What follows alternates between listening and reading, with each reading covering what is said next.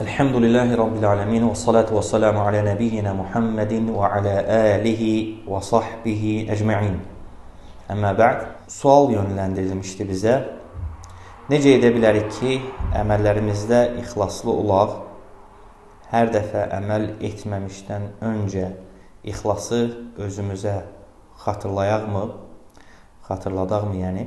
Əlbəttə, insanın əməli, insanın Allah dərgahında əməlinin qəbul olması onun ilk öncə ixlasına görədir. İxlas nədir? İxlas, yəni bir əməli etdiyin zaman Allah üçün etmək, Allahın razılığını gözləmək, Allahın razılığını ummaq. Bu ixlasdır. Bu artıq ixlasdır. Və əməlin qəbul olunması üçün ilk öncə bu ən böyük şərtdir ki, əməli Allah üçün edirsən. Yəni, burada heç bir insandan gözləntin yoxdur. Yəni, kimsə səni görür, kimsə səni tərifləyər, kimsə sənə xoş söz deyər.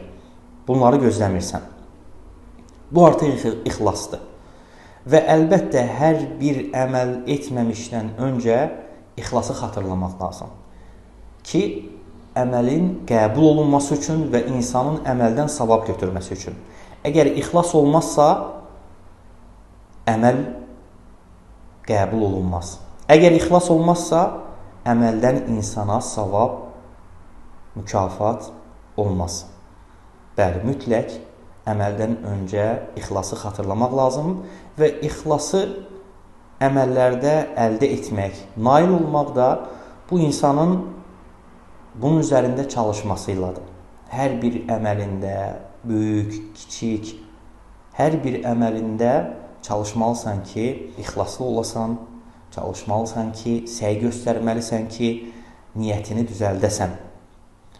Və yeri gəlmişkən də, yəni, Allah dərgahında əməlin qəbul olunması üçün ikinci şərt də etdiyin əməlin Peyğəmbər sallallahu aleyhi və səlləmin sünnəsinə müvafiq olmasıdır.